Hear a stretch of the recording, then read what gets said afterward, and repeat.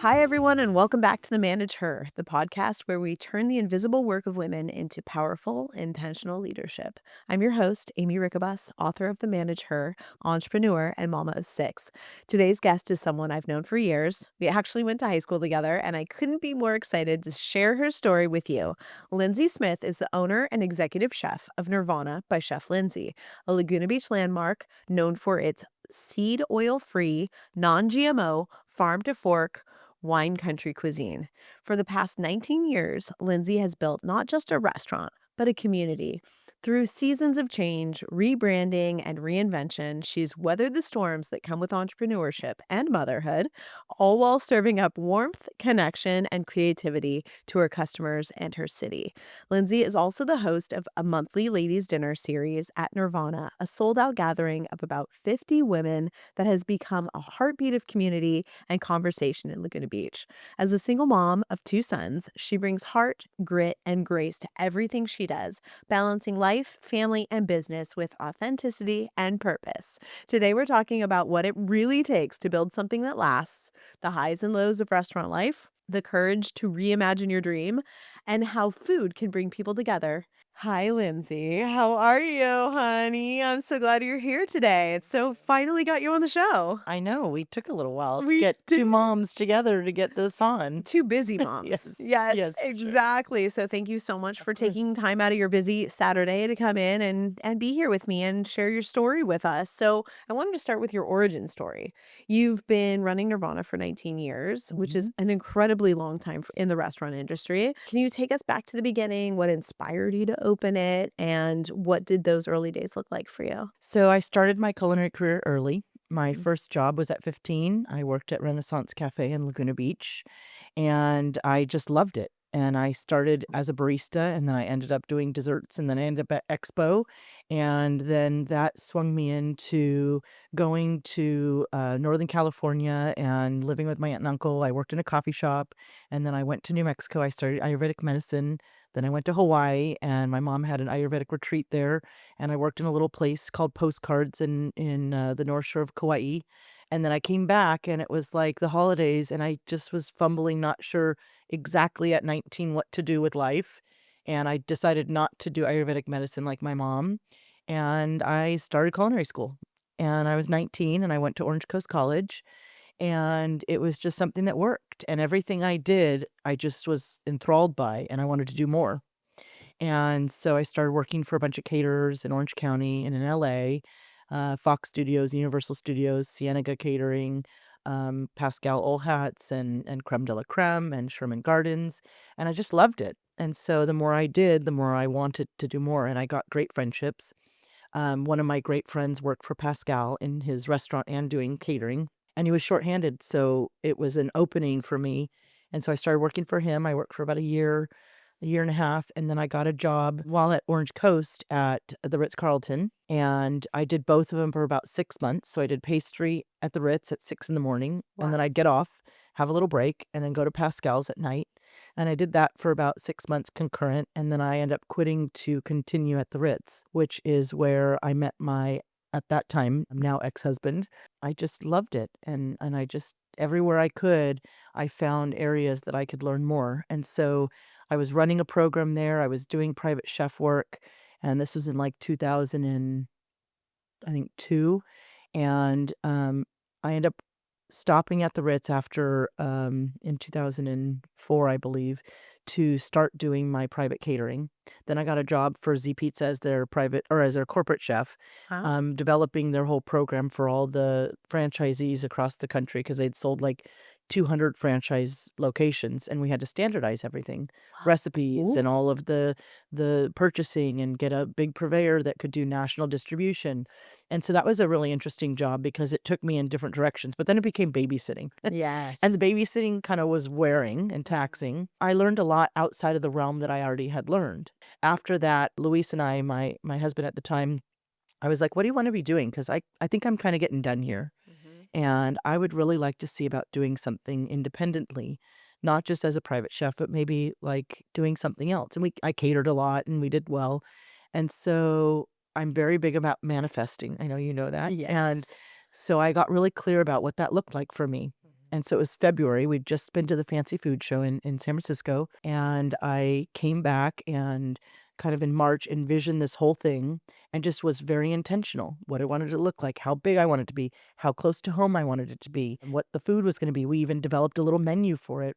And within a month, I got an email pop into my email that I had signed up for restaurantsforsale.com. Wow. Just like to see, anything in the area. I'd found it searching online. And this one listing came up in Mission Viejo. And I was like, well, that's interesting. All of them usually came in as like a list. Yeah. So I went and checked it out. And we ended up pulling money out of the house and buying it for like $100,000. And it was a turnkey restaurant ready to go. And it was big enough. And it had everything that I asked for. Wow.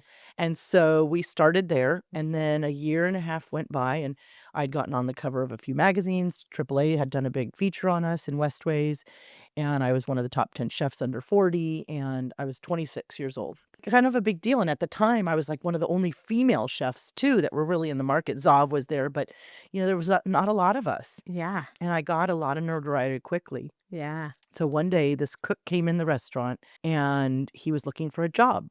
And he had worked in Laguna, and his chef said to go see his friends that had a place in Mission Viejo because he went back to work after they were closed for a week and the restaurant was empty. And so I'm in my office, and my office was kind of to the side, and it was a big catering kitchen for the Mission Viejo restaurant.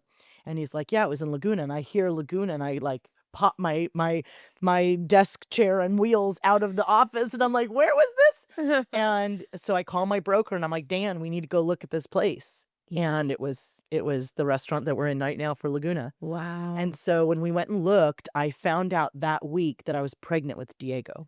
Wow.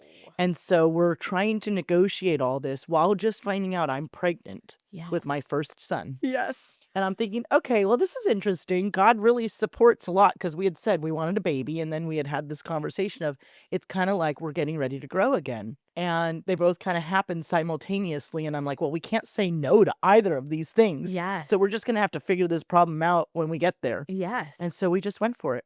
Yeah. And it was amazing. And so we had both of them running concurrently for 5 years. Then when Mission Viejo closed, it was when the whole economic downturn, and Mission Viejo is such a bedroom community. It was not advantageous for us to continue after our lease. And they had like tripled our rent when they bought the building. Wow. So it was just not financially Yeah. sustainable any longer. Yeah. And so now we've been in Laguna for 17 years. Diego just turned 17. Holy moly. And so, it's been quite the road. It's just amazing that it's Yeah. been 17 years. I- Time flies when you're having fun. It Oh my does. gosh. It's Yeah. amazing. I remember when you were pregnant with Mhm. Diego and you craved goat cheese ice cream. So you Uh-huh. made it. Well, no, Right? the goat cheese. Is that No, how the it goat goes? cheese ice cream came in Mission Viejo like the first year we were open. That I guess I craved But- the goat cheese ice But cream when I was Danielle, pregnant. my sister, told that Yes. story, and it Yes. was like she Never told it when she true. was a server to the guests. And I'm like, that didn't happen. She also told the story That's that like mythology. I was doing something and like goat cheese fell into the ice cream and I made it. I'm like, that didn't happen either. That's so funny. So that's just an old Nirvana myth then. That was like my sister's way of selling it. I love it. It worked for me. worked. It worked for me. The goat cheese ice cream is amazing. Yeah. And it's the only place I've ever tasted goat cheese ice cream. Yeah. And you still have it on the menu, don't you? Yeah, it's a staple for 19 years. Wow. It was really just out of necessity. Like Yeah. I had a fig tree, and it was a tiny fig tree. I got it at Rogers Gardens, Yeah. and it was from Monrovia plants, and they had beautiful fruit trees. And I planted it and it just had this like bumper crop of figs, and they were good sized figs. And then as the time went on, I mean, I put it next to like a phone base, the old like cordless phone bases. Yes. And it was the same size as a phone base. These were Turkish figs that were just gorgeous. We were doing an appetizer, and it was honeyed goat cheese with some black pepper, and then we roasted them stuffed. And then we'd wrap them in prosciutto and put them on a bed of arugula with some balsamic reduction. They were like killer, right? Yeah. And then we were doing a bananas Foster as a dessert.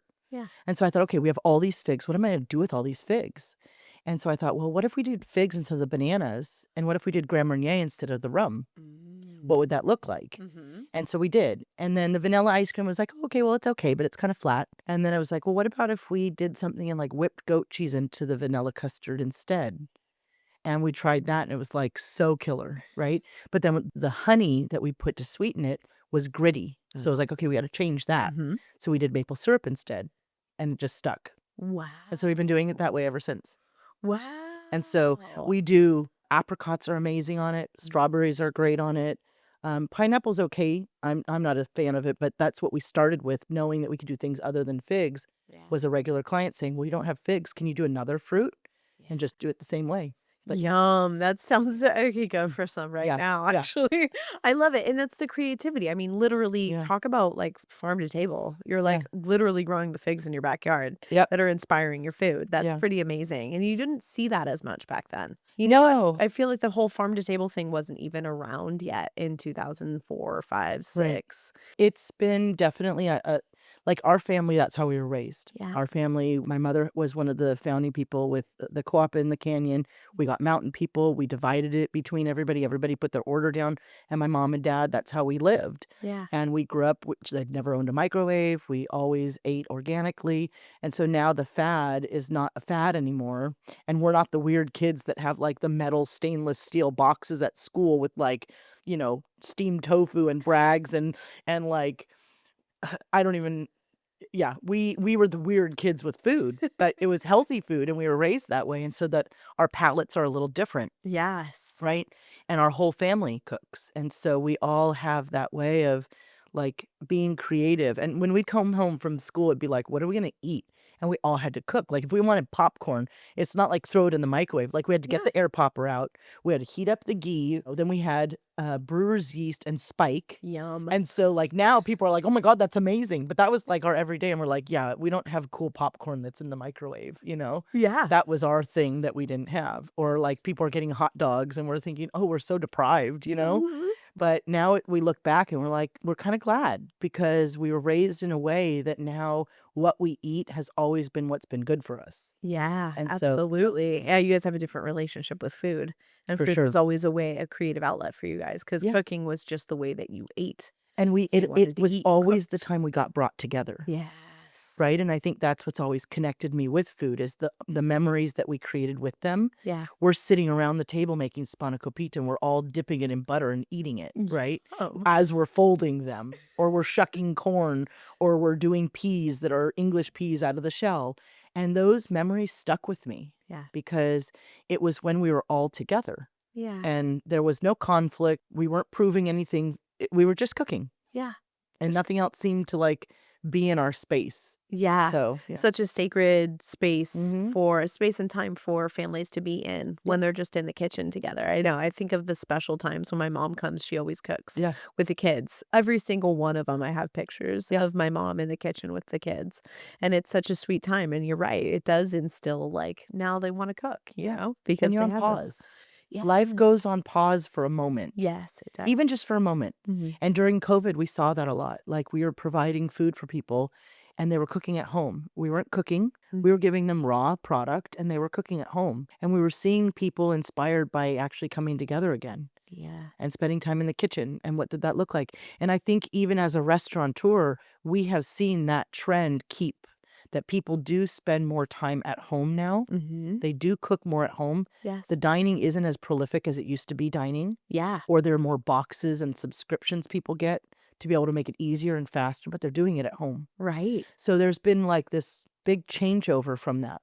Yeah, and it's important that you make those changes. We Mhm, call that adjust and conquer in our mhm. business. We did a big AC during COVID also because we also saw big changes in IT at that time. Yeah, And if you can make the changes to suit your customers as their needs change, you can stay in business. yeah, But if you don't pivot, you know, so it's nice that you were able to go ahead and do your rebrand to meet the people where they're at post, during and post COVID. You did a big rebrand during that time. yeah. Life was very different with Yes. COVID on, Yeah.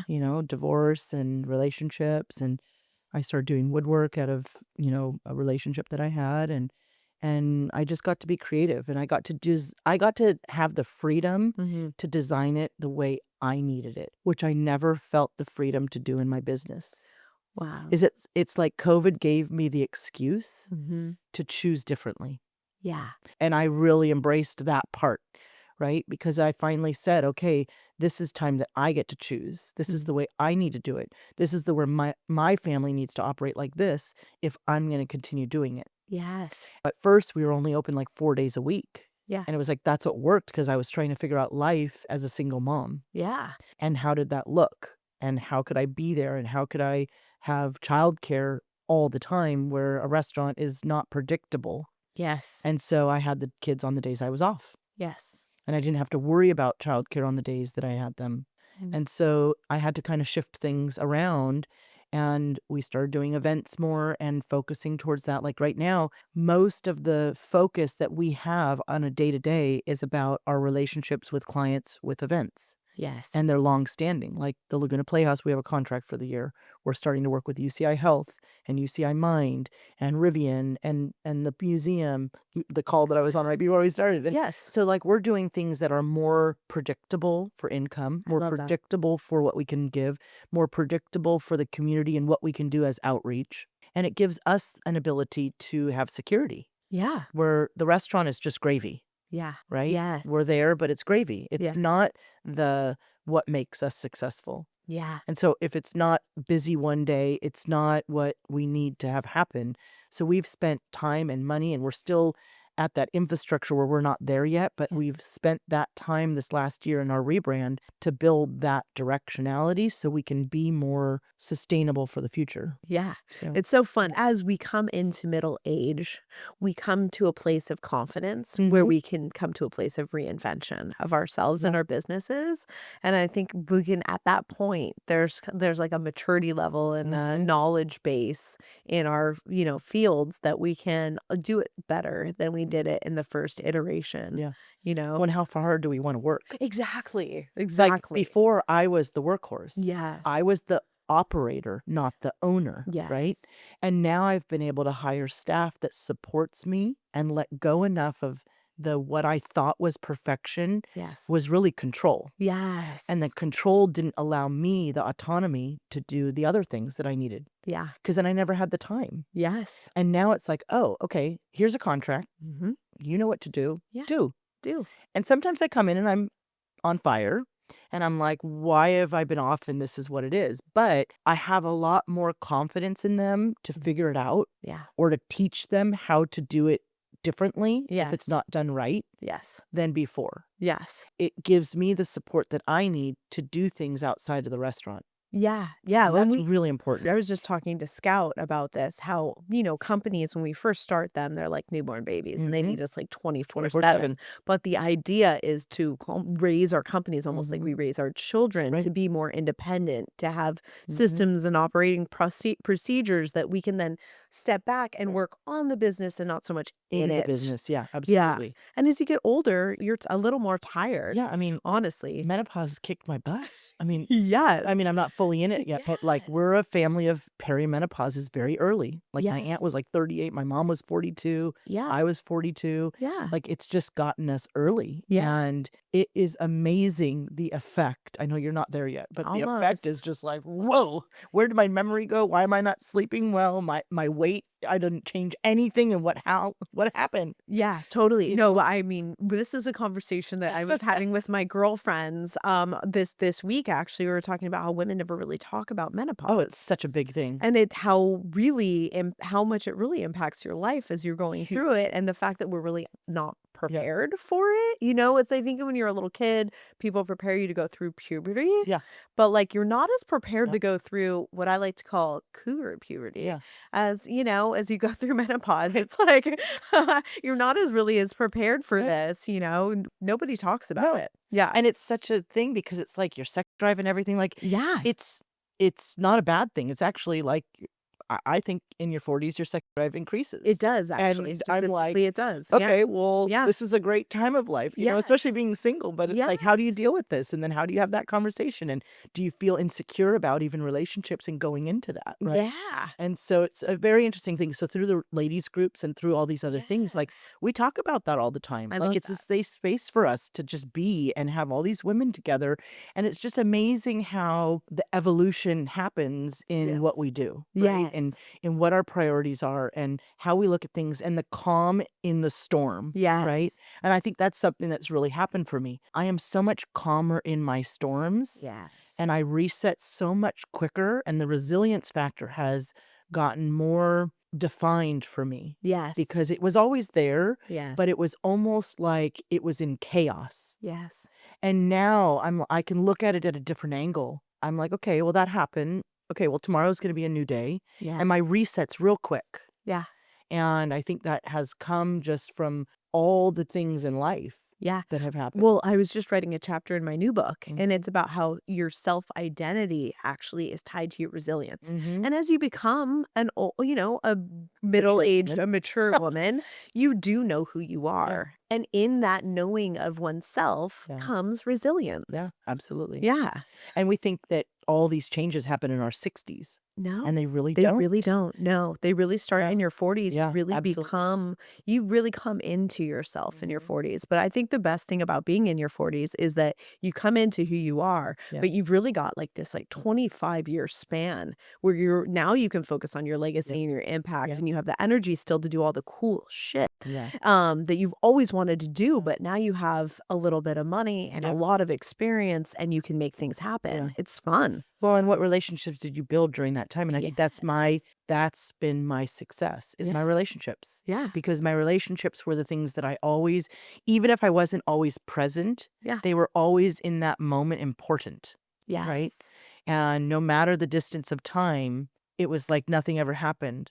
And that was like how I am as a personality. Yeah. And even like with us, we had Yeah. like 10 years we didn't see each other. And then as soon as we started kind of having kids, what, 15, 20 years ago, Yeah. it's like we Yeah. reconnected and there's been 16 like years ago, nothing that 17 happened. years ago. Exactly. And so those things kind of take shape. And I realize, gosh, this is how I am and how I've been in relationships. Yeah. And those have mattered because if I called somebody, they're like, yeah, what do you need? Yeah. And I was like, oh, it's that easy. Yes. And it's like, well, you showed up for me when I needed, and I didn't even have to ask for anything. Yeah. It was just like, what do you need? What do you need? And so I And think that that's an interesting thing of seeing retrospectively. yeah, and it seems like relationships, like even how you got your job Mhm. with Z Pizza was Mhm. relational. And I feel like so much of business, we put so much emphasis on education and not enough emphasis on relationships. Mhm. Build relationships, work for free, Mhm. know people, meet Yep. people, help people, and you will find that it's like planting seeds that then Absolutely. you can go down the road and you can reap those crops. Yeah. I mean, our ladies' dinner is a perfect example. Yeah. At first, it was like, just friends Yes. for the first year and a half when we did it, or actually almost 2 years. And it was like, $29, just give something so we pay for the food. Yeah. But we all did the work. There was no staff ever that's worked, and still there's no staff. Now it's open to the public, and we charge $49 Yeah. because we have staff there all day cleaning, getting everything ready, setting up, so I don't have to. And then we set the table, we make the flowers, Yeah. we cook the meal together, we drink together, we have this family style meal and we share. And then the staff afterwards comes and does all the dishes and cleans up, so we don't have to do that anymore. That's So so it's like we nice. get the great part, Mhm. but like everybody coming is doing it. And it's like we've looked at the numbers, and my operations director Hillary, she's like, well, we're really like barely cutting, like breaking even here. And I'm like, it's not about that. Yeah. I mean, it's really not. It's about what the women coming in, and every single time Yeah. is so different. Yeah. The crew that come are so different.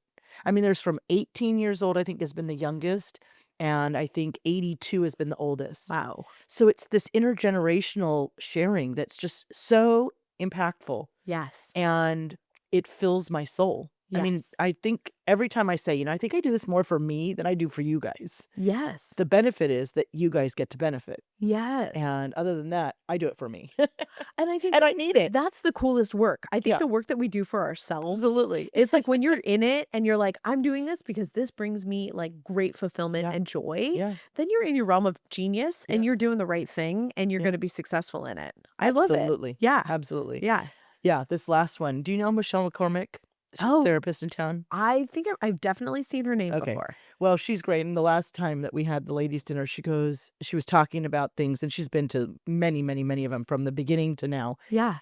And she's like, I realized something. I was thinking about you and who you are, and every time it's so different. And I just see how you have grown and blossomed this last few years. And she goes, and I realized it's kind of like Lilith Fair. She goes, "You're our Sarah McLachlan." And I'm like, "Oh my God, really?" And I was like, "Okay, I'll be your Sarah McLachlan if that's how it is, sure." And I was like, what an acknowledgement, and Yes. that felt so amazing that somebody could see what I Yes. naturally do really well Yes. is connecting people and how Yes. that connecting has brought people to a safe space. Yes. And we've had people that have gotten divorced Yeah. after realizing how like shut down in life they've been Yeah. and standing up for what they want in their own life. Right. We've had people that like lost a partner after falling in love, Oh. and she'd been for like 6 months sheltered in her house, Oh. and she like found these women that were then part of her tribe, Yes. and she now is like very close friends with. I mean, it's like amazing how many connections have happened through these that I hear. Yeah, in the time of technology that we're in right now, community building is one of the most important thing that we can be as we lead. I think that that's one of the most important things we do as leaders right now is help to build IRL in real life community for people because the more technology we have, the more socially isolated we are actually becoming. Mm-hmm. And having relationships with people will Yep. lead to opportunities in your life. And you won't have the same relationships with people you don't really meet Right. in real life that you do when you actually get to give somebody a hug Yeah. or, cry with someone Yeah. or laugh with someone in real life, share food with someone. Yeah. These are real things, experiential things that bond. Yeah, it's Yeah. definitely been that for us. I love that. It's so amazing. I'm so glad you're doing that. And you just it just wandered your way right into that one? It literally was a Thanksgiving in 2001, Yeah. and we were doing Thanksgiving dinner. Yeah. We had 2 turkeys at the end Yeah. or no, 2 orders. They weren't full turkeys, but 2 orders at the end of the day Yeah. we had to fulfill, and we didn't have the turkey for it. And I was like, "What the hell? Where did the turkey go?" Oh, no. I know we had enough. I counted them. So we figured a way of like getting the 2 orders together through because we do a half turkey, a full turkey, white meat or dark meat, Mm-hmm. and we just had to piece them together. Yeah. And so then we ended up having the turkeys found at the end of the day with another fridge that we don't use often. The cooks put them in. Uh-oh. And when they went to get them out to put them in the oven, they didn't see them. Oh, no. So then I ended up with 2 whole turkeys that were like, 15-pound turkeys. I'm like, what the hell am I going to do with 2 15-pound turkeys? So I come to my aunt's in San Juan here and we go to dinner. And then the next day I'm like, okay, well, maybe I have Friendsgiving. Yeah. I miss my friends. It's been years since I've seen them. Yeah. I'd gone through the divorce. Yeah. It'd been, during COVID, we were a full service market. We never stopped. Yes. I had never a pause moment. It was Yes. like the 5 days before we got shut down, we were already a market. Wow. So when we got shut down, people were already counting on us for food supply. Yes. And we did that all the way through for almost a year. Wow. And then meal deliveries and all these things. And so it was quite a big period of our business. And then Yeah. I was going through the divorce at the same time. Yes. And so he exited the restaurant. I bought him out of the house in the restaurant in July of 2020. wow. So it was like right in the heat of it all. right in the And middle. adjusting through COVID, adjusting through the restaurant by myself, adjusting through short staff. And Yeah. it was like one of the most crazy, heart crushing times of just like, okay, muster up every ounce of energy you have Yeah. and just don't pay attention to anything else. Yeah. Like, And it- Mateo's a baby. Mateo's 2. Holy moly. Yeah. No. We separated when he was 2. So it was 2018 we separated. It was my 40th birthday, excuse me, Yes. and our 20th anniversary for LBHS. Wow. And so you're a grade above me. Yes. And so we had it at the restaurant. yeah. And it was literally that week I realized, what am I doing? Wow. We were coming up upon it, and I just like, I had this big moment and I just like couldn't breathe. And I went to the hospital and then I stayed in my son's room and I was like, I can't see my life here the next 20, 30, 40 years. Right. What am I doing? I'm unhappy. And I have been for a very long time. yeah. And we'd had our conflict and we like a lot of conflict before that. And that's how it all shifted. And Yeah. I spent the night in my son's room and I never moved out. Wow. Like I just felt more at peace. yeah. And that my life just kind of like started going in another direction. Yeah. And so during COVID, it was like the perfect timing Mm-hmm. of, and actually I'd filed for divorce before COVID hit, but it was a perfect timing of like exiting and finding solutions Yeah. through that chaos. Yes. It gave me an opportunity. Yeah, everything was changing anyway. So it was like, yeah. it knocked me off that course where Yes. the whole reason we hadn't done anything Yeah. is that we had 2 businesses at the time. Well, no, at the time we had just closed the one. So we had an infant, we had a Yes. restaurant, we had a house, we had another older child. Yeah. How are we gonna, like, tear all this apart? Sure. Like, it takes both of us. Yeah. But COVID, like, shifted all that, Yes. and it didn't necessarily need both of us, and it did change the way we were doing it. So everything kind of like Yeah, there was no staying the same anyway during No. COVID. Nothing was gonna stay the same, so why not pivot Yeah. into Yeah. happiness? Exactly. Yeah. Yeah. Yeah, and now you're in a place where you're in control of your life and you're Mhm. fully able to lead in the way that you wanna lead and live Yeah. the life you wanna the way you wanna live it, which Yeah. is awesome. Yeah. Yeah. Just so that's really an awesome change that you made there, girlfriend. Yeah. So the turkeys ended up being my Friendsgiving, and that's how it all spun. That's it. Everybody brought something. That was the first one. I sent out like 70 texts, and like almost 40 people said, "Yeah, I could be there," within like 3 days of it was on a Tuesday, right after Thanksgiving. Yeah. And I was like, "Okay, well, I have my kids Sunday, Monday, Tuesday morning, so I could do it Tuesday night. Let's Yeah. just do that. We're closed." Yeah.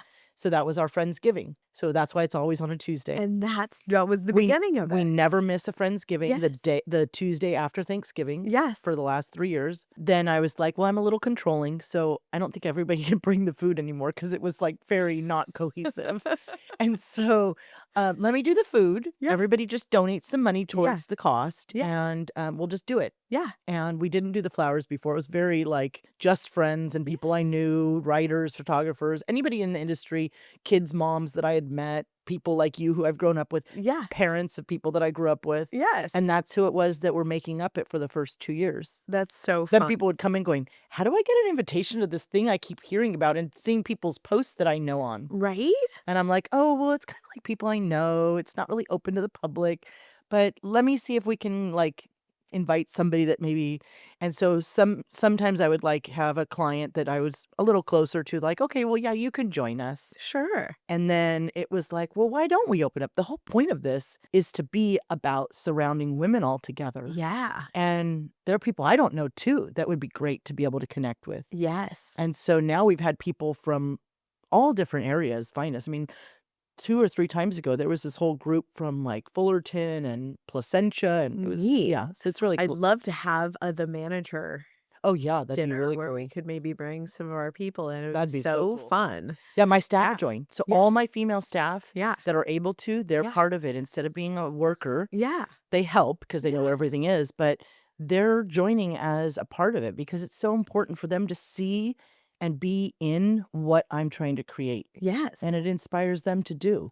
That is So, yeah, it's so been great. fun. Yeah. Yeah. You're leading. Mhm. You are leading by example, friend, and you're doing it. You absolutely are. Lindsay, thank you for sharing your journey, for reminding us that leadership doesn't always come from a corner office. Sometimes it's found in a kitchen on a busy Friday night where community is built one plate, one story, and one act of service at a time. You've shown us that longevity isn't just about business, it's about heart.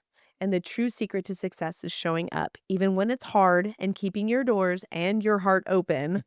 Thank you so much for being on the show. Yeah. Yeah, thank you for listening to The Manager. Please like, subscribe, you can find Lindsay at NirvanaLaguna.com and on Instagram and social media at nirvana.laguna. Nirvana.Laguna. Amazing. Well, thank you so much for being here. course. We are so happy to have you. And if you like this show, please share it with somebody. If you think it might inspire somebody, share it, send it out. Please give us a review on Apple and or wherever you find us. We would really appreciate it. And subscribe. Thank you.